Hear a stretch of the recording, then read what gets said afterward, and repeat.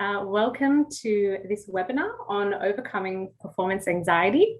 My name is Isabella Mazzarolo. I am a Scientia PhD scholar here at UNSW with my research focusing on performance anxiety and specifically music performance anxiety.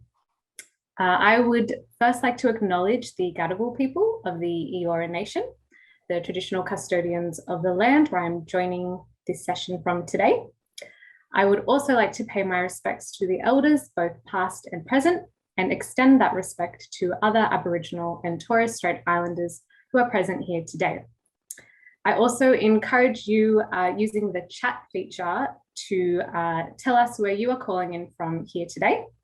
You'll also have the opportunity to use this feature throughout the webinar, so feel free to leave some comments below as we talk about performance anxiety. This event is brought to you by the Music Performance Unit as part of UNSW's Diversity Fest and Mental Health Month program. And a couple more housekeeping. The webinar will be recorded and housed following the live event on the Music Performance Unit website. So feel free to share that around and share it with others, or if you have to leave halfway through, it will be recorded there so you can catch up on the MPU website. And if you have a question for the panel, please pop them in the Q&A. The Q&A box is located in the menu at the bottom of your screen, and we will be dedicating some time at the end of this session to go through your questions. So feel free throughout to just pop some questions in and we will get to them at the end. And lastly, please be aware that we will be talking about mental health in this session. If you feel you need to take a break at any point, please be kind to yourself. And if you need support, please see links to services located in the chat, which should just be appearing now. Okay, with that being said, I am very excited to introduce the panel we have here today. We have Georgia Winkcup, Australian Olympian, steeplechase athlete, and UNSW alumni. Hello, Georgia. Hi, everyone. We've got David Griffiths, Australia Ensemble Clarinettist and Associate Professor of Music at the Melbourne Conservatorium of Music. Hello, David. Hello. And finally, we have Greta Bradman, a psychologist, performer, and radio presenter. Hey, great to be here. Yeah, so we are really lucky to have such a diverse panel as we talk about performance anxiety, because what we will find is that it is something that affects a lot of people in a lot of different disciplines. So we've got a variety of experiences to talk about here and to share how it affects us and everything like that. So with that being said, I think we'll go straight into it. We're first going to just unpack performance anxiety or stage fright, whatever we want to call it, and start by defining it. So Greta, could you please define it for us? Yeah, absolutely. So I suppose the term performance anxiety is as it's used in common parlance, and I think it sort of, as it makes sense to most folks, is not as a clinical condition. It ranges for people in terms of, I suppose, how it manifests and its severity. But if we get to just 2 seconds on, I suppose, a more formal definition, and there's no standalone performance anxiety criteria in the diagnostic manual we tend to use in Psych, the Dsm-5 per se. So before we get to talking more about what I would probably refer to as performance nerves or even performance excitement, if we reframe it, I'll take you through just a little bit of the DSM criteria. So performance anxiety, it falls within social phobia in the DSM-4, so the last one, and social anxiety disorder in the most recent DSM-5. So social anxiety disorder, well, I suppose it's a fear of or anxiety specific to social settings where the person feels noticed or observed or scrutinized. So that's given for performance situations in the case of with performance, and it will consistently provoke distress. It will lead to these social interactions being either avoided or painfully and reluctantly endured. And that's the last thing that you want when you're performing at something that you love. And the fear and anxiety will be really disproportionate to the actual situation. So there are a number of other, I suppose, criteria with that. But really, I suppose the point that I want to make, and I know that we're pressed for time, so you can Google the DSM-5 if you want to know more about, I suppose, the clinical condition, is it only applies to a very, very, very small number of people. So really, most of us who experience even extreme performance nerves, it's not a diagnosable condition. It is something that is within the sphere of what might be considered normal. And so really that's where I hope that we can go tonight. So it's looking at performance nerves or performance anxiety in the context of really focusing on performance optimization. So I'm talking about looking at performance anxiety symptoms or nerves as an incredibly normal, natural phenomenon, which is just one of a number of areas of performance we need to harness in order to perform well. In a way, whether they're severe or mild, performance-related anxiety symptoms relate to inherent uncertainty in performance conditions and our desire for control, and performing our best when we're being watched, whether it be by an audience, a stopwatch, colleagues, or a coach. And the most common symptoms are those associated with activation of the sympathetic nervous system or fight and flight. When our heart rate and blood pressure increase, blood flow shifts away from sort of the digestive system and extremities to the large muscles. So our hands might feel really cold, our mouth might feel dry. There's a release of cortisol and stress hormone, and relatedly adrenaline as well. And so our muscles can shake in readiness to get out of there with that fight and flight. And we can experience racing thoughts or mind blank as well. Where if we frame this negatively, which we tend to do more automatically as a natural way, because our mind is this incredible thought machine, it wants to keep us safe and prepare us. So we find that in that state, because of blood flow in certain brain regions, we might not be able to recall quite as well as we can at other times. And then, there are, I suppose, more specifics in terms of how it shows up for different people. So one of my good friends, for instance, another singer, her performance anxiety, which was incredibly intense, and she got a lot of help around and it worked, was around swallowing, for instance. So it can be, different things for different people. But that's it in a nutshell. Thanks. That's wonderful. David and Georgia, I wonder, how does that relate to your experience with performance anxiety or nerves? How do the nerves show up for you? Maybe would you like to start, Georgia? Of course. I can definitely relate to all of the feelings you've just described. I feel performance anxiety in all of those ways. I feel shaky. I feel nervous. I feel like I can't kind of think straight. I can't speak straight. And I always find that it disrupts just simple things like sleep before a race. Even when I'm warming up, I feel drained and I feel kind of terrified in that same way, where you just aren't really sure what to expect and you feel, like you say, really out of control. So, I mean, I'm racing against a stopwatch and performing in front of people and I guess performing against the clock. But in that same way, I kind of find that it's something that I need to focus on. And I know that a lot of people have these same experiences. So that I find a little bit comforting. So yeah, I can definitely relate to all those feelings. And I know that it's something that obviously techniques and kind of a bit of mindfulness can address to a degree. Yeah, definitely. And David, yeah. Yeah, I mean, exactly. I agree completely. And just hearing Greta sort of list all of these things, it just almost brought on some of these feelings. I was like, oh yeah. And it makes me remember those feelings, which of course we haven't had for a while, but certainly for me, I get that feeling right here, and it's sort of those, I guess we call it butterflies in the stomach, but that feeling can be quite strong, and it certainly affects my breathing, which as a clarinet player can be, very detrimental to what we do. And then obviously the thoughts, you can practice so much for a performance, and all of a sudden you're not able to focus properly on what you're trying to do because you're having all this sort of self-doubt and all these other things. And cold hands, as Greta was mentioning, is another one which affects us very much with the fingers and all these sorts of things. So yeah, definitely I've experienced all of those things that Greta has brought back to my attention.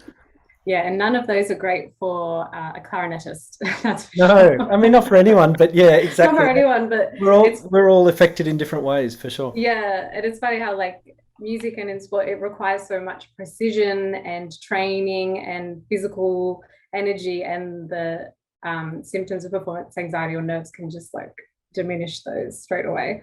Greta, have you found the experience of nerves or performance anxiety between individuals that perform in sport or music or other fields to be similar, or have you found any differences between those? Yeah, I think that there are both similarities and differences, I suppose. A similarity that I've found, and I should actually, I suppose, preface this by saying that I totally agree with Georgia. I think that, using mindfulness techniques can be so helpful to sort of unhook and really come into allow yourself to be in the present moment.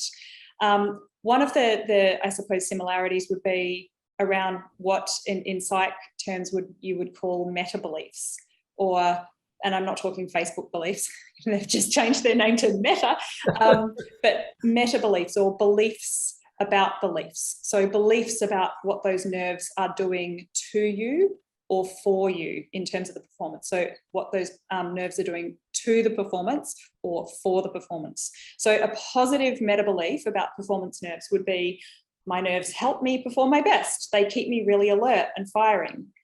A negative meta belief about performance nerves would be, my nerves are totally going to destroy my performance. They're going to impact on my performance, so it's going to be worse than it would otherwise be. Or perhaps another negative meta belief might be, I might lose control of my body because of my performance nerves. So that's one that can come in when you think about the breathing and with, say, a wind player or a singer, for instance. So you've got these common thoughts about the nerves that can actually perpetuate that cycle of nerves, and I see that across, I suppose, different forms of performance, be it in the boardroom, be it in sport, be it in the performing arts. But I think there are differences too. And some differences in terms of what folks tend to work on to productively perform alongside the nerves, even integrating them into their toolkit for performance optimization. So perhaps it probably relates back in part to, I suppose, what I'm talking about, my career as a singer. I think there's a cognitive component to performance in some domains, such as where language is involved in particular. So be it recalling words in an opera or a symphonic work or a chamber work, where you're relying on your memory for those words. And you could also argue, complex musical works where you're really having to use recall rather than just kind of muscle memory, or be it in a business law or public speaking context, for instance, where you're using recall along with critical thinking and evaluative thinking. So I think that there's a difference there between, say, sport and certain types of, say, dance and even music performance, versus where there's more of a, I suppose, a cognitive component. But it really comes down to the same sensations and some of those same sort of underlying meta beliefs. So I'm a big believer in, and we can kind of get to this a little bit more later, but a big believer in looking at uncovering those meta beliefs rather than trying to kind of, cherry pick stuff off, and also taking a really long-term perspective on nerves and really getting that, where's the purpose? What's underlying this? Why is it so important to you? And allow some of the motivation from that domain to really help over time erode and transform those nerves, allow them to become more like, I suppose, a reframe of nerves into excitement. Mm-hmm. Yeah, and we will definitely come back to that topic later as well. Yeah, so we've talked about what performance anxiety is, or nerves are, how it presents to us, what the experience is. It'd be great now to kind of delve into the symptoms and the impacts. So Greta, could you break down for us what happens physically and mentally to the brain and the body when a person is experiencing these nerves? You may have touched on it before in your I won't go back over what I've already mentioned in terms of, I suppose, a real shift of the autonomic nervous system towards the sympathetic nervous system, or the fight and flight state. But what I would add to that is to say that we humans, we incline towards homeostasis. So we incline towards an equilibrium between our thoughts and our feelings. So if our heart is racing and we feel under threat, our mind will go looking for reasons as to why we're under threat or how we're under threat. And so it can become a vicious cycle where we're essentially filtering for things that really impact on that. And it's like we're shining a really big spotlight on our inner world and inner experience, maybe looking to control, maybe looking to somehow explain away, but there's a big spotlight kind of shining that tends to exacerbate. So performance nerves, when it comes to, I suppose, how we talk to ourselves, can have certain commonalities between people, including, ironically, I would say, thoughts around being different, or being very isolated in our experience, being weak, being not enough, thoughts about the potential of letting our team down or ourselves down, feelings of frustration around not, I suppose, being in better control. So we can feel really isolated in our experience. So I would, I sort of touched on the physical before, and that's just adding to, I suppose, the mental. Yeah, definitely. What about the long-term impacts of not addressing it? And we know the short-term being that, our performance may not be as planned, basically. Are there any long-term consequences of not addressing it? And this is a really tricky one, because on the one hand, you've got those meta beliefs that I referred to before, these sort of positive and negative meta beliefs, and the risk of focusing on what performance nerves might do to us in the long term is that we actually hook into them such that we exacerbate them and they have more of an impact on us. So that we do need to be really careful, I think, in the way that we concern ourselves with the longer term implications of performance nerves. But I will say that in terms of, I suppose, the long term, they can impact on, because at the end of the day, fight and flight, I mean, it's called fight and flight for a reason. We either fight or we run away. And so my concern would be the cumulative impact of avoiding certain situations, or maybe not actually leaning into the vulnerability necessary to grow as a performer. And, vulnerability, as I'm sure, well, Georgia, I'm not sure about what you would say in terms of vulnerability in sport, but certainly in music, I'm sure Dave would agree that, vulnerability is a big part of being elevated and growing and really compounding that growth over time.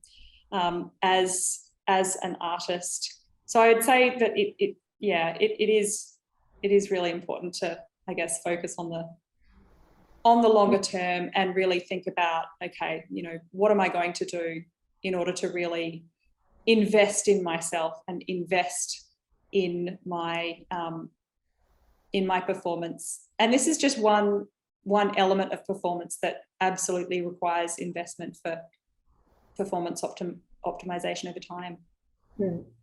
Yeah, and as you touched on earlier, you kind of hinted at how we can, flip a switch and think about these nerves as excitement, or think about them in a more positive light.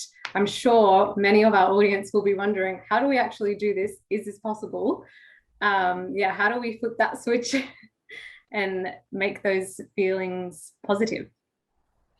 Yeah, totally. I'd actually be quite interested to hear from maybe Georgia, if there are some ways that Georgia, you would, I suppose, reframe and flick that switch and turn it into a positive. Yeah, I definitely think that it's important. I mean, whenever I go into a race, obviously there are nerves associated with it. And most of those nerves kind of stem from the fact that there's a lot kind of on the line.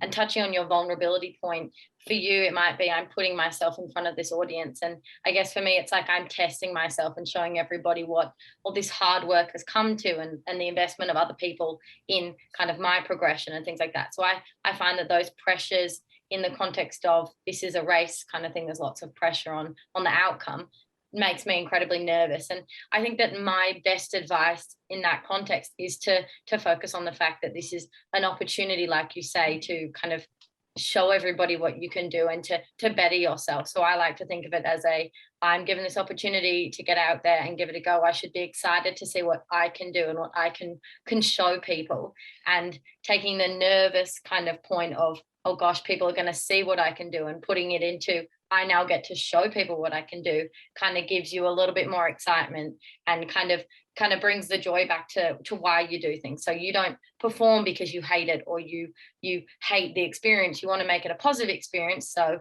I guess in the long term, you think of it as a better experience, and you want to go back out there and perform. And I want to have that same excitement to race, so that I think of it as something to look forward to, something to work towards, and to give myself the best chance of succeeding in.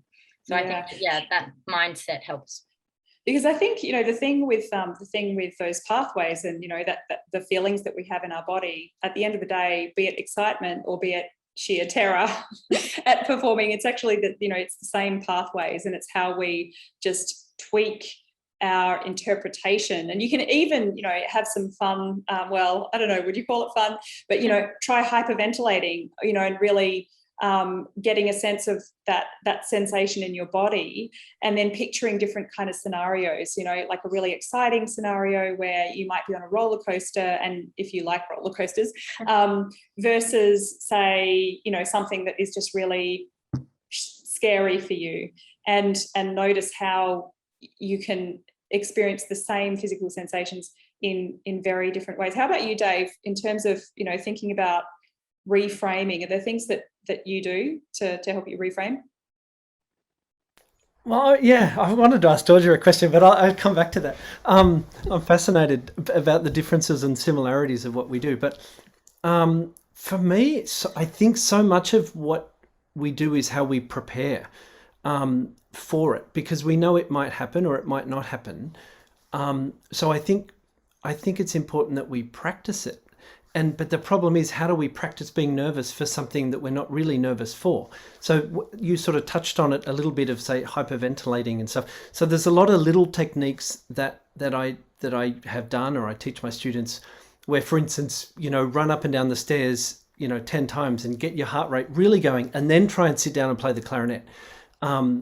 Is one, example, because it's very, very difficult to simulate the feeling of nerves until you do it. And then if that's your only opportunity to perform, well, then you've missed, if you don't perform, you've missed your opportunity. So I guess that's one way of trying to do it. So coming up with, and we may touch on this later, but different ways of simulating that. So for example, playing for someone as much as other people as much as possible, getting yourself nervous, recording yourself, and playing that for other people, just as much as you can. Because I find, in my experience, the more I do something, the more comfortable I get at it, and the less nervous I am when I do it. And whenever I take myself out of my comfort zone, that's when I get nervous. So I guess that's just touching on a few of the things that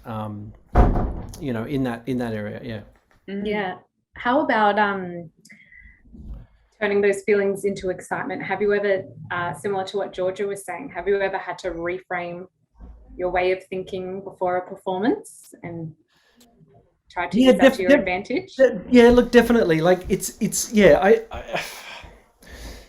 I haven't been nervous for a while because I don't honestly, but as I've gotten older, I just love performing so much that I have reframed it, and I've successfully reframed it to the point where I just can't wait to do it. And actually, one thing I like to do is I like to imagine that I'm literally sitting in my living room when I'm playing.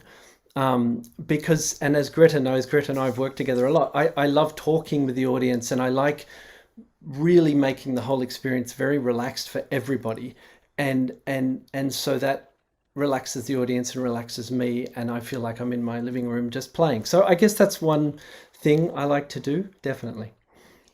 The other thing I'd say, Isabella, is I think, and both Georgia and Dave have sort of alluded to this, taking that longer term perspective and understanding that really it's kind of, again, kind of like mindfulness practice. If you only try and use things, or I guess it's like being a musician or being an athlete, if you try to go out there on race day or at the performance and perform at your best, and you haven't put in the practice and you don't really know why you're there or what you're doing, then you're not going to be able to give your all. So I think for me, I would say it's as much about really understanding why you're there. So taking time to look at your core values, to look at, your, I suppose, your purpose in performing, why it means as much as it does.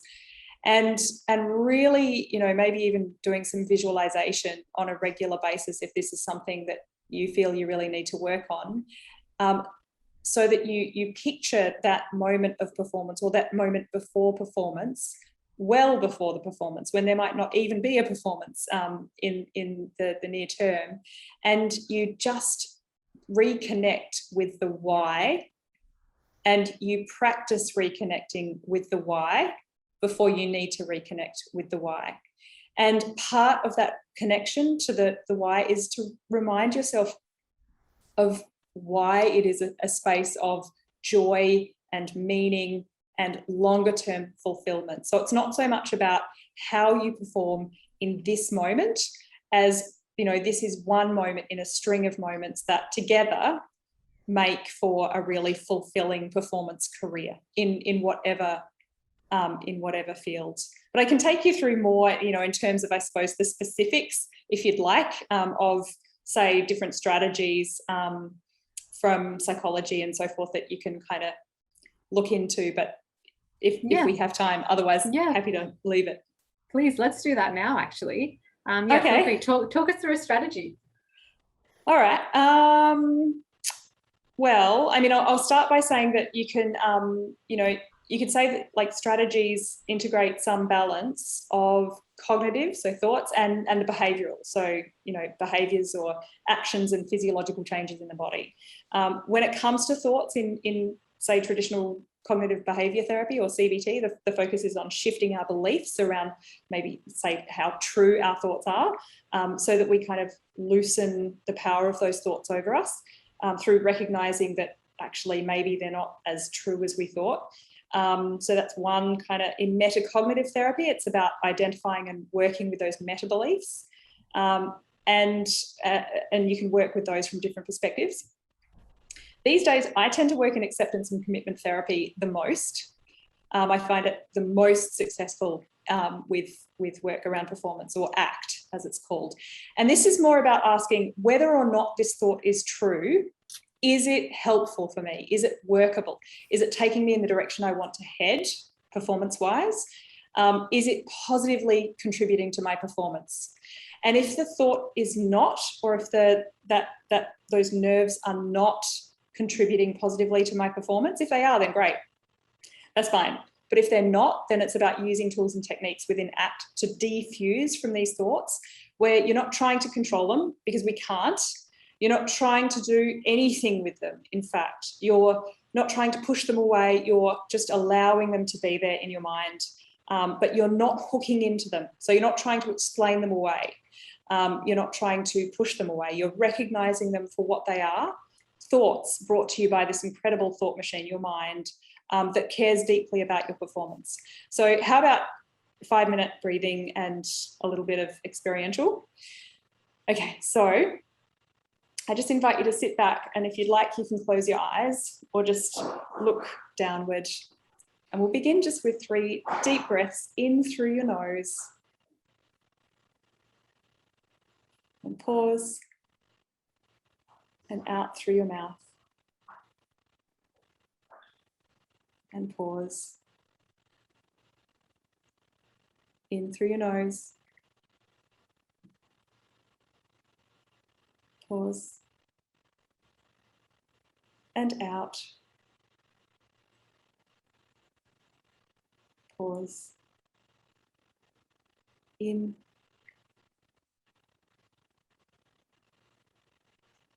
And out. And now just allow your body to resume control of your breathing. You don't need to do anything about it now. You can just keep your eyes closed or looking downwards if that works for you. And I invite you to just reflect on a time recently when your inner voice, what Arianna Huffington calls the annoying roommate in your head, was giving you a bit of a hard time about your area of performance.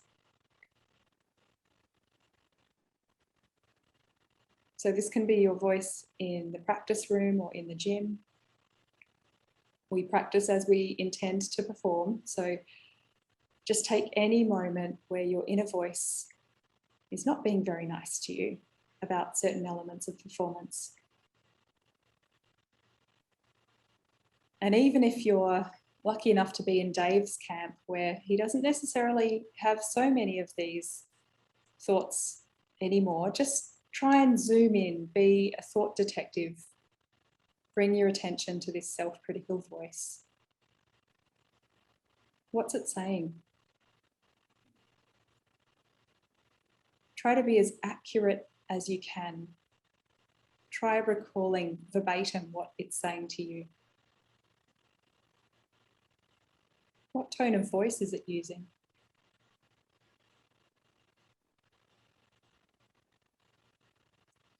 And what feelings are associated with this thought? What emotions? What physical sensations in your body? Just go looking. Where are these sensations?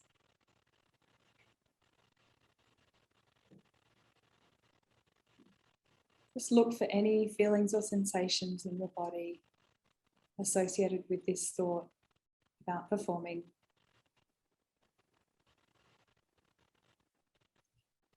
And you might notice how when you focus on them, it's like applying a magnifying glass.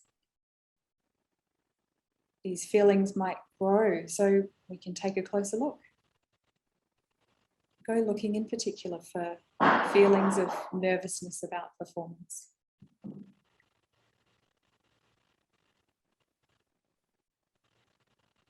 Allow room for any of these feelings that come up. Where are they in your body? See if you can just hone in on the strongest feeling of all. What is it? Where is the strongest feeling? And where is it strongest? Where is it weakest?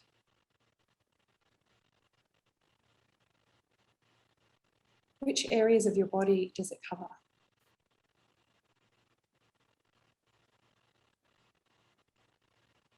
If this feeling had a texture, what would it be? Would it be sticky like treacle, or fluffy or spiky, or something else? What about its colour? Does it have a colour? Is it opaque or solid? What does it smell like? What temperature is it? Breathe into this feeling. Imagine you're blowing it up like a balloon. Don't try to get rid of it. Just breathe into it. Notice it. And notice where it ends and you begin. notice how, however big it gets, you're always bigger. As you breathe around it, remember this. You don't have to like it. You don't have to want it. You just need to allow it.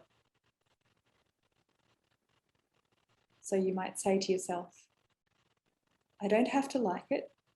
I don't have to want it. I just need to allow it. Allow this feeling. Breathe into it and allow it. Now take your hand and place it on your chest, over your heart. If you prefer, you can cup your hand in your face. Your face in your hand. Keep breathing into your feeling. And whilst you do so, bring your mind to why performing means so much to you. See if you can distill it down to just a handful of words that you can remember. Repeat them to yourself. And if you can't come up with them just now, that's okay. But after this session, maybe put some time aside to really think about what would a handful of words be that you can bring to mind to remember why performing means so much to you. Allow your hand to drop back into your lap, and we'll have 3 more breaths in and out. 2 more in your own time.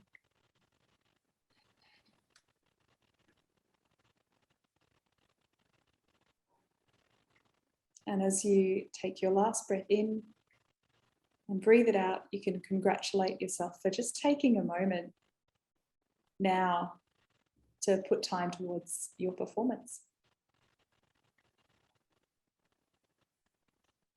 And that is it. You can open your eyes and come back into the space. And if you're wondering about the hand over the heart, there's actually really fascinating research that would, that has shown that this action actually stimulates the release of oxytocin, the love hormone. So it actually literally creates a sense of warmth, I suppose you would call it. I was going to say, I feel like I just became friends with my performance anxiety. That's great. Excellent. This is good. Yeah. This is good. It's good to be friends. I think that's it's great if you can, because for some people, some folks, me included, will never ever reframe those nerves as excitement, at least most of the time, not really. And that's okay. I think that, I think that's a really beautiful way of putting it, to become friends with and to truly allow space and give space for this normal, natural part of really what is a demonstration of how much we care about our performance. Yeah, thank you so much, Greta. That was wonderful. I wonder, Georgia, David, you kind of talked about the strategies you use before performance, like reenacting that performance space, getting the adrenaline going. Georgia, do you have any strategies that you use, I guess, before your runs, your races? Mm-hmm. Yeah, I guess there are strategies both directly before my performance, so my races, but also I guess the strategies that I implement between races. So similar to what David was suggesting, I kind of do like a time trial or a race, a mock race within my athletic squad or with friends and things like that. And that kind of gives me the opportunity, and anyone else in our mock race, the opportunity to kind of pretend that we're about to race without the pressures of racing. So without a crowd there, without kind of the fact that these results are going to be permanently recorded for people to access and see and to rewatch the race and things like that. So you kind of have the opportunity to practice your pre-performance routine, whether it be I eat at this certain time, or I give myself time to relax at this point and I take myself away from other people, or I start my warm-up, and I guess for you guys you do a similar kind of a warm-up pre-performance routine, and things like that. And it gets you into the mindset of like practicing that and kind of understanding at which stages you'd get the most nervous, but also familiarizing yourself with that routine, so that when you do it on the day of a performance, it doesn't feel as foreign, and it doesn't have as much of a bearing on you, because you're like, well, I did this a few weeks ago, I did this a month ago, and it was perfectly fine. The only difference being that I didn't have XYZ. With the exception of XYZ, everything was the same. So I find that kind of thing, like David said, practicing performing is really, really relevant and really helpful. And then I guess on the day of the race itself, so the day of the performance itself, I implement those same routines. So I eat at a certain time, and I'm somebody who likes to speak with people before my performance or for my race, because I find that calms me down. I know a lot of people don't like that, and a lot of people that I'm chatting to on the start line probably don't appreciate that either. But I guess for me, I find that really helps me to calm down and to bring it back to, I guess, my why. Because I race because I love it, and I love the social side, and I like to identify these things to help me to get excited, because it's an opportunity to get out there and to kind of be with friends and to challenge myself and to kind of put all my hard work to the test. So I think that doing that helps me to relax. So having that routine, like I said earlier, but also familiarizing myself with that routine in the weeks or months in advance to that actual performance really helps to do it. And slightly mindfulness too. So I always find that going into a race, if I've sat down, even in a session, if I've treated it like a race and I've kind of put in as much energy as I can into it, for example, the last rep and things like that, gives me the opportunity to practice kind of the experience of, at this point, I know I'll be tired, or I know that I'll be uncomfortable, but I can push through it. So in a race, if I'm exhausted, or if I'm kind of still terrified, if my nerves haven't really been dispelled by the fact that the race has started, I feel a little bit less terrified by it, knowing that in the past I've kind of gotten through these experiences and I've walked off the track and I've been fine. So it hasn't been the end of the world. Exactly. How about you, David? Do you have any more advice on strategies that you'd like to let our audience know about before we move on to the next topic? I'm sure I do. But what are they? Well, actually, my experience also, I found, I mean, I do get nervous sometimes too. Sometimes it's even not when you're expecting it. Sometimes, I might be playing a big concert for 1,000 people and I'm not nervous, but then I might be playing a little concert for 10 people and I get really nervous. Or actually, what I find, sorry, this is really random and not your question, but it just popped into my head. I remember playing a big concert, big orchestra, lots and lots of people, and I'm not nervous, but I'm aware that one person is in the audience that I care about, what they think. And I am so debilitated by that because I'm worried about what that one person thinks. So that actually still happens to me, especially if there's a clarinet player in the audience and for whatever reason I care what they think. But I guess my point was going to be is when I care too much about what other people think, that's what causes me problems. So and it's not to say that I don't care. I care very much about performing my best. But I find that it's really, really important to try and use all these wonderful sort of thoughts and techniques that Greta's talking about to find a way to, do it for yourself, but not, you need to somehow not be affected by criticism or by what other people think of you, but you need to at the same time open yourself up musically or in whatever it is you do to be able to communicate. So that's really tricky. I don't know if I'm explaining myself really well, but I definitely think that that it's important to believe, remind, like everything everyone's saying, remind yourself why you do it, and not try not to be too affected by what other people think of you. Yeah. I don't know. Lovely. And I really want to ask Georgia a question on this. So I'm just fascinated to know, do you get nervous during the race? Most of the time it's before the race. Yeah, because I would have thought once you start, you're just going, right? Pretty much, yeah. I mean, throughout the race, my nerves are more so from the fear of like, oh my gosh, am I going to be able to finish this? Or obviously like the kick before the end when everyone starts to speed up towards the last lap, for example. I guess it's not nerves in the same way that I feel shaky and nervous. It's more nerves, not nervous, shaky and terrified. It's more nerves of like, well, I guess I'm really nervous and I might get exhausted and things like that. And I find that then exhausts me. So I guess my performance anxiety appears in a different kind of feeling and sensation at that point in the race. But I definitely, those thoughts definitely come across. It's not like my mind is completely blank once the gun starts, which is almost a bad thing. You're always kind of thinking about those things throughout the race, like, do I need to speed up or am I going to be able to finish? So I guess, yeah, even after I've started, I can get nervous and can have those negative or nerve thoughts. Yeah, because I was really, sorry, I'll stop talking soon, but I was really fascinated by that because I know for us it's probably the same mostly. And I find as a wind player, once we get started, after 5 minutes of the regulated breathing required to play the clarinet, I find myself naturally just stopping to get nervous anyway, which is just lovely. I think it's, you can just sort of get into that regulated breathing that's required. But I do remember then sometimes your mind starts going in other directions, and then that you have doubts that you need to sort of pull yourself back into the moment sometimes, which over a long piece of music can happen. But anyway, sorry, Isabella. No, that's a great question, David. And I've actually thought the same thing. I'm a pianist as well, and I find my mind can kind of go all over the place when I'm mid-performance. And I remember when watching the Olympics, I was like, do they just start and then just zoom off and then all the thoughts disappear? Like, I wish. So it's a really good question.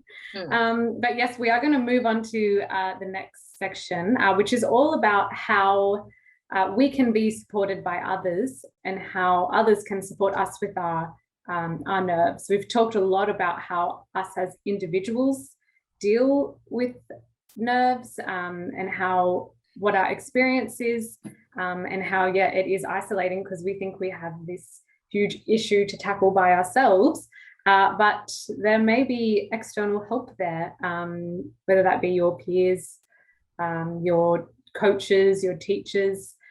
So David, I'm going to ask you, as a teacher, how have you been able to support your students with pre-performance nerves? I'll sort of the things that I've already said before, but basically just getting them, it's very interesting. For instance, we have weekly in Melbourne, weekly clarinet classes and weekly woodwind classes, and it's just a matter of forcing them in a nice way to get up and perform in these settings as often as they can, so they realize that life will go on afterwards and everything is okay. And the more they do it, they're absolutely fine. And by the time they get to their third year or their fourth year and they've been doing it as much as they can, they don't even think twice about it. So that is, as I've said before, that sort of practicing the act of doing it, realizing everything's okay. So then when they get to their final recital, they've already done it many, many times before. So, that's one, that's one thing I do. Yeah. What about you, Georgia? Have you felt kind of supported by your, I guess are they teammates when you're running races? Teammates? Do you guys, how do you guys help each other and support each other? I think a lot of it comes down to like personal preference. So some people prefer to not kind of interact with other people before a race. Like I said earlier, I find it comforting to chat to people because I feel like in that context there's less pressure on just the performance and it's more of a kind of a whole experience. But I talk to my coach like you would your instructor or your teacher before a performance, and obviously chat through, for example, my tactics in the race and how I'm going to approach it. And I guess usually my coach goes for the, like, you've put in all the hard work, that you can do this, and just like look forward to it, back yourself, have self-confidence and some faith in the fact that that you have put all of this effort in, and I guess in the music context, it's you've done all this practice, you have done this over and over again, and I guess you need to go out there and to show everybody what you can do. So I definitely think that leaning on people like that, or my parents who are at the race, or friends and family that have come to support, I don't need them to come to my face and say like, you can win this, like you've got this. I just think that having them there and having a bit of a chat to them sometimes helps, but I guess it comes down to personal preference. But I definitely think that having a support network, especially at your performance, helps. Yeah, and David, how about like before a orchestral performance with your fellow musicians? What's it like backstage? Well, I was thinking about this, I think it's really important to be mindful of what others need. So I was thinking, it's funny what George was saying, because I know there are some musicians that I work with that love to talk.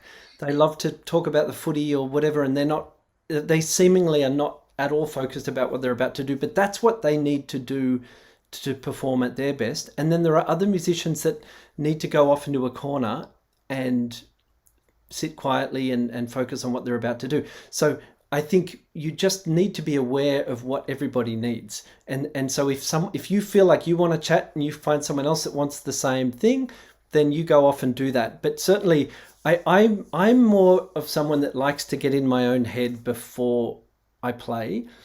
And so I don't love it when a chatty musician comes and wants to tell me about their weekend or something when I'm about to play. So that's, yeah, I try and be very aware of what I need and what others need, definitely. Yeah.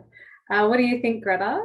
Do you think there is a role that our colleagues, our teachers, our coaches play with this? Absolutely. Yeah. Like several roles, I'd say. I mean, for starters, there's so much wisdom, as both Georgia and Dave have talked about, so much that they will impart to the people around them. And also I think there's a big bit of just normalizing and, saying you're absolutely not alone in your experience. There are nuances that, will be yours, but we're not alone in this. And so whenever you see someone on stage or winning a gold medal or public speaking on a world stage, or, no matter how composed that person looks or even is right now, they've more than likely experienced performance nerves as well, and maybe even, cripplingly so at some point or another. I mean, I think about myself as now I broadcast on the ABC every week. I sing, and like Dave, I talk to my audiences, and I work as a psych, and I do things like this. I'm talking to you. When I finished university, I had serious performance anxiety, and just couldn't imagine pursuing a career in singing or any performance. I thought it was just going to be psych, research, and statistics. And yet, through, I suppose, working on it over time, it's amazing how these things can evolve. And I think accepting that none of us are perfect, and that your voice and your performance, that others really do want to, we want to hear what you have to say. So I think just leaning into that commitment to being vulnerable for the sake of your performance, and really learning from folks like Georgia and Dave is really, really valuable. So I think absolutely we can learn an absolute bunch from our coaches and teachers and our peers too. Yeah, thank you. Well, everyone, that about wraps up our discussion, and we will now be going into the Q&A part of the talk. So I'm just going to encourage you all to have a look through the Q&A, the audience that is, because you may have a question that is already there. And if so, you can upvote that, and that will help us out because we have a lot of questions. If your question isn't there, please feel free to type it in, and we're going to get stuck into it. So I've got a good one here. Can you guys see that question? No. Okay. I am going to read it out.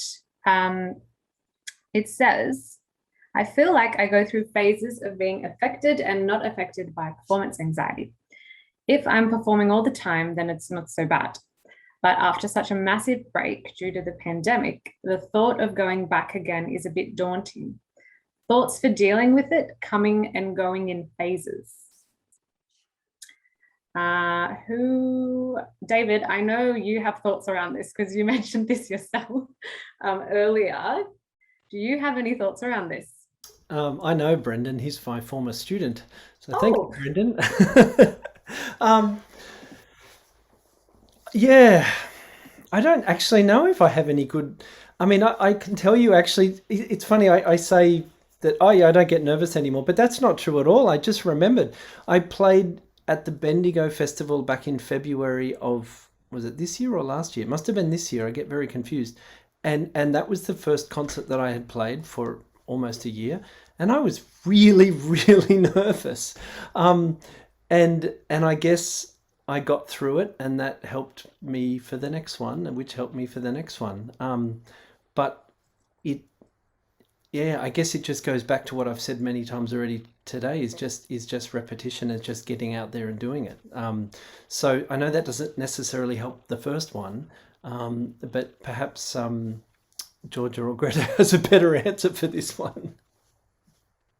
I guess my opinion would just be kind of practicing, like you were saying earlier, putting yourself in that context and that environment. So whether it be to offer to play for a family member, or to offer to kind of play for a wider audience, if you slowly make your way to performing for an almost audience of what you're nervous to perform in front of, then you might be a little more familiar with those feelings.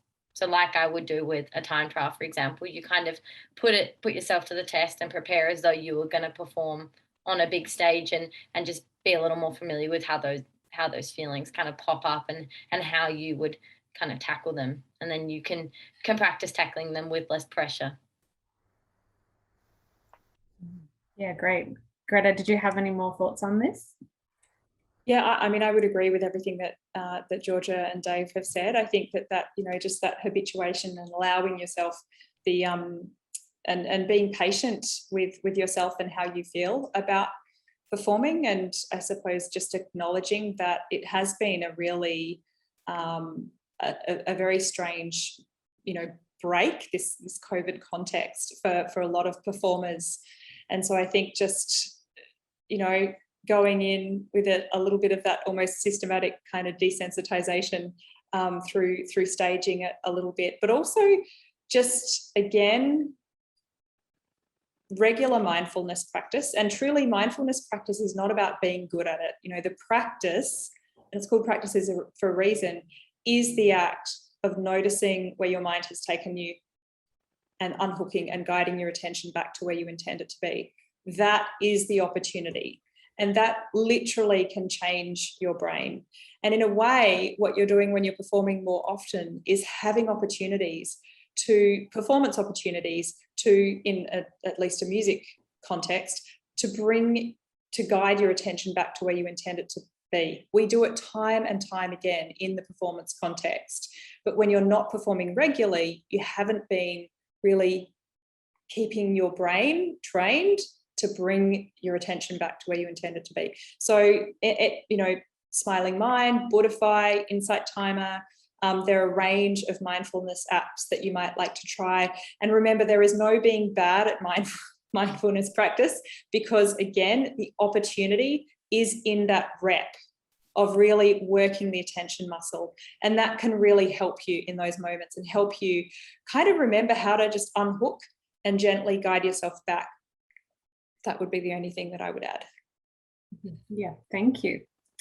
Another question is, do you have any advice on how to deal with a previous negative performance experience, not letting the fear of failure to overwhelm you in future performance? Has this happened, David or Georgia, to either of you before? Have you ever had a pretty bad performance experience? Georgia, yeah. Do you want to talk about how you overcame that? Yeah, I guess even quite recently, it was only a few months ago, I was going into a race kind of hoping to qualify for the Olympics by running the time. It was a bit of a difficult and confusing qualifying system.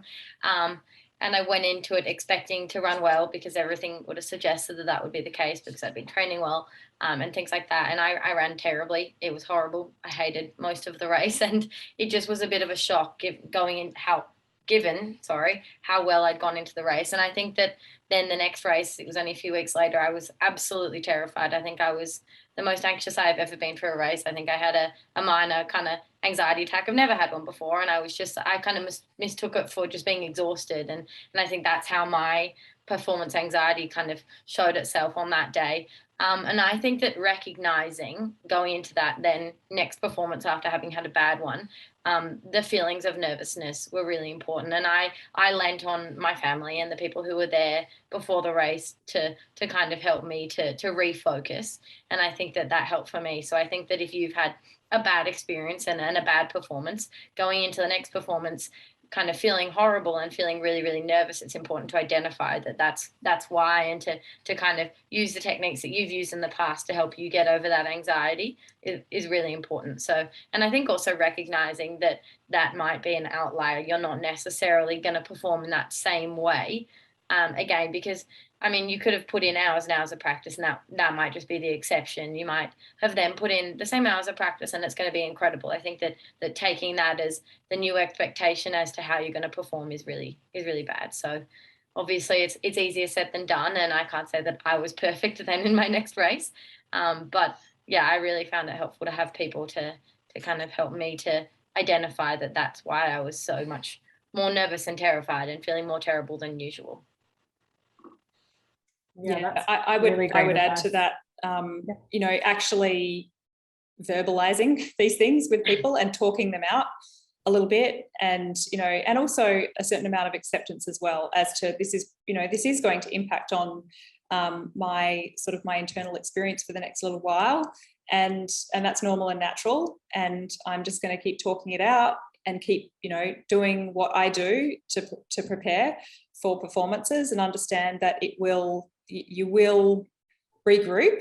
It'll just take a little time, and just the last thing that you want to do is really hook into those thoughts and allow them to sort of, I suppose, become amplified in your mind. So just, talking it out, gathering the team, finding your team in whatever form, and accepting that you're going to feel maybe a little off for a little while, and that's totally normal and natural. Yeah, thank you. Another very relevant question now actually is how to get over the fear of performing in the current age of online events when it's recorded or you can't see the audience or blind auditions. David, have you done any online performances? Yeah, quite a few. And I guess it sort of, I mean, I sound like a broken record, but yeah, the first one was very weird and uncomfortable.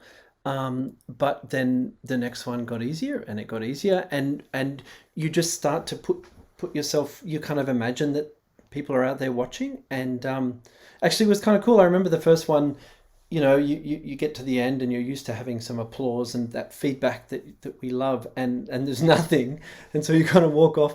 But then I, you know, pack up my clarinet, and all of a sudden I get all these messages from friends and family saying, "Oh, well done," you know, and that was great. And I was like, "Oh, that was nice."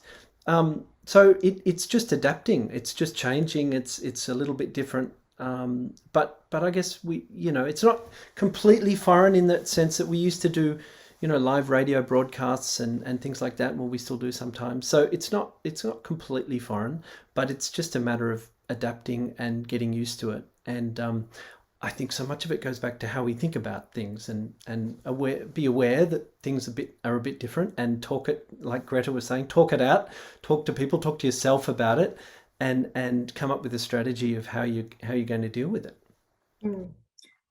Yeah, it's interesting actually, when you said earlier that sometimes in a performance you just kind of pretend that you're in your lounge room. Now it's like it's like flipped now. It's like, okay, now I'm in my lounge room and I'm doing my performance, and I feel weird because the audience isn't there. Yeah, oh, strange times. Okay, another, I'm looking for the ones that have been upvoted. Greta, this one's for you.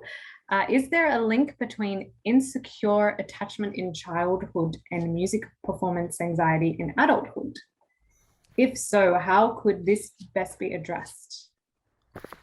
I haven't seen any research or been exposed to any research in that space. I mean, I guess there are 3 types of insecure attachment, and I would guess that they would be quite different to one another in terms of how they might manifest later. So I think that the interesting thing about modern forms of psychotherapy, so cognitive, be it a sort of a second wave therapy like cognitive behavior therapy, or a third wave therapy like acceptance and commitment therapy, is we tend to very much deal in the here and now with things like performance nerves and performance anxiety.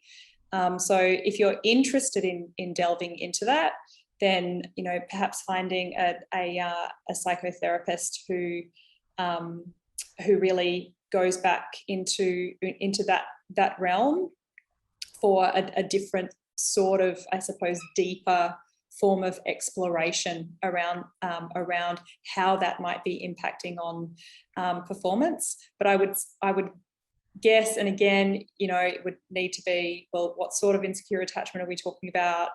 And I think probably getting right down into the nitty-gritty of a given situation to really look at how that's playing out, and the relationship that you might have, your perceived relationship with the audience as a result of those childhood experiences. But a really interesting question. Yeah, thank you. Okay, now we've got some questions about like mid-performance, so when you're on the stage or when you're on the track. So I might try and combine these all together. One is about how would you overcome mind blanks? This person had a performance where they had a mind blank, and now they've got a fear of forgetting everything suddenly mid-performance. I have been there myself. And then another one is about sometimes, this person said, sometimes I try to relax before concerts or recordings, but in the middle of the piece, I start to stuff up and get more nervous. Any way of dealing with this problem? So again, then the other one is any advice on maintaining confidence after making a mistake during the performance? So yeah, these are mid-performance. How can we kind of regain our confidence? I think this would be a good one for both, well, all 3 of you really, but let's go with David. I'm good at making mistakes. Okay. No, I can definitely answer this one. I was thinking about this, actually. I was reading this. I've had a few shockers like this, and I think I was trying to think of an answer because I was hoping you would ask these questions. So few things. Be aware that this will probably happen. I don't even remember if I've ever given a performance without making some sort of mistake or some sort of imperfection. It's absolutely going to happen. So if you're aware ahead of time that you might make a mistake, I think that's the first thing, so that when it happens, you can try not to care about it, because there's a lot of different things I'm trying to say at the same time, but you have, for me, I have to keep my mind on what I'm doing, not what I'm about to do or not what I've just done, but what I'm doing right at that time. And so if I'm worried about a mistake I made 30 seconds ago, it's going to affect what's coming next. And so if I'm aware that, yes, probably I'll make a mistake, then when it does happen, it's so much easier for me to kind of let it go. But like I said, you can't deal with that at the moment if you haven't thought about how you are going to deal with that, if that makes sense. So that's really important. I remember once I was playing Brahms Trio and I was really getting into it, and I went for a high note and I did a massive squeak, which on the clarinet is just awful. It's so loud. And it absolutely affected me, because then immediately I withdrew into myself and I just kind of played safe, and I stopped really communicating and engaging, and it was just really awful. I hated that feeling. So I really try not to do that. And I have another really quick funny story that I'll never forget. I was playing Mozart concerto from memory. I don't really like playing from memory, and this is a whole nother topic with nerves and memorization, but I don't like doing it very often, but I always feel like I should play Mozart concerto from memory, so I do. And I remember I was about 2 minutes from the end of the half-an-hour concerto, and I was thinking, I've almost made it to the end. It's going really well. And then my mind started wandering, and I wasn't thinking about where I was at that time. And then I started thinking about a bar, like the second, right towards the end, and I started thinking, I don't remember what the notes are. And so while I'm playing something else, I was already starting to get anxious about a bar that was like 30 seconds ahead of time, even though I've played it 100 million times and I know it. And of course, when I got to that bar, I stuffed it up. And then I was beating myself up because I knew I was going to stuff it up because I was thinking about it and stuff. So these things happen. I mean, they happen, but I guess my point is try to stay very much focused on where you are right at that time. I think that's what I try and do for myself. Yeah, that's great. You actually answered the next question I was going to ask, which was about how do you stop yourself thinking about a tough part of the piece that's about to come up. So I guess, like you said, just stay focused on what's happening at that very moment. Okay, some more questions. Can I add one thing to that? Just because I think it's really important. So I'm going to do a little test for you all for like 3 seconds. Don't think of a pink elephant. Okay, so my point is we cannot control our thoughts. It is categorically impossible for us to control our thoughts. So when we have those thoughts mid-performance and, you know, we like our mind's going, because Dave, I'm totally with you. I've had the same thing. And like I remember I was singing Violetta from La Traviata on the sails of the Opera House. And the cameraman was in a helicopter and the orchestra was down on the ground and there was a lightning storm coming. So it was kind of different. There are all these things going on. But when you're in that space, that's where I think, you know, those attention training exercises beforehand, that, you know, mindfulness meditation, those exercises to really strengthen that connection between, well, strengthen that capacity for you to guide your attention back to where you intend it to be, and accept that there are going to be thoughts there chattering away, like, you know, the radio playing on the background. Russ Harris actually has a great website, thehappinesstrap.com. There's a whole heap of free resources there. There's also a course, which is a paid course, but there are a lot of free resources that I think are fantastic for performers, because it's all about, you know, you've got these thoughts, they're bubbling away, and we can actually really have some agency over the ones that we dig into or hook into and pay attention to. And the rest, we can notice them and we can guide our attention back to where we intend to be. And if we've done that enough, if we've practiced that enough, then we're more capable of actually bringing our attention back into the moment of flow. The other thing I would say is Mihaly Csikszentmihalyi, his research around flow and meeting the world in flow is really super helpful for performance as well. And I would definitely suggest that you check out flow and how to exercises around flow. Yeah, great. Thank you. I just thought, Georgia, with steeplechase, right?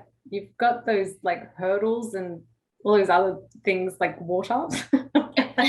When you're like running up to them, does that go through your mind like, oh my gosh, it's coming, and then you psych yourself out? Definitely. I think that a lot of it, I mean, like, if you've never done the steeplechase before, you have 5 hurdles a lap, and one of them is over a water pit, and there are about 7.5 laps. It's a 3K race. And I guess as you get tired, you lose a lot of focus, like you would in a performance. And for me, it kind of shows up in the sense that as I'm running towards a steeple, I might forget like how far away, for example, I need to be before I jump over it. And I lose a lot of my rhythm and I tippy-toe towards the jump. And then I lose my confidence, being like, oh God, that's a second in that I've just lost in approaching that steeple. And those kinds of things, like you accidentally forgetting a note, then are kind of carried forward to the next steeple and things like that. And I lose a lot of confidence. So I think that, yeah, when those kinds of things happen, like you say, bring your mind back to the present and what you can change. And I then have to try to refocus and to kind of focus on, okay, I need to get to approximately this far away from each jump, or I need to really push off this water jump, and I need to make sure that I hit those things that I can change, and I need to push back the rest of the field. So if I'm in a race, obviously there are people jumping around me, there are people falling over, there are people tippy-toeing towards the jump, there are people stepping on it when you usually hurdle it, and there are all these things that can kind of distract you. So I guess in that sense, it's a really similar experience to having people distract you in a performance, whether it be the audience or you yourself accidentally missing a note or doing the wrong note. So I think that, yeah, those kinds of mindfulness techniques and those kinds of like bringing your mind back to the present and what you can change, and the fact that you can't go back and change the jump before, you can't go back and change 30 seconds earlier when you got yourself distracted or let your mind wander, are really important. Yeah, thank you. Well, guys, I think we are going to have to wrap it up now. So thank you, audience. Thank you for those wonderful questions and for tuning in. And thank you to our wonderful panelists here today, Greta, Georgia, and David. Thank you so much. And thank you for talking about your experiences and for all your advice. I think we've all learnt something important from all of you here today. So thank you so much for that. We will be posting a feedback survey in the chat, and it would be really wonderful if you guys could fill that out. It would be wonderful to have your feedback on this webinar. And you can stay in touch with the Music Performance Unit by signing up to our newsletter or liking us on Facebook, and you'll be in the loop for all the upcoming events and other webinars coming up. So thank you again, everyone, and have a great night. Thanks, and thank you, Isabella. Thank you. Yeah, I second that. Thanks for having us.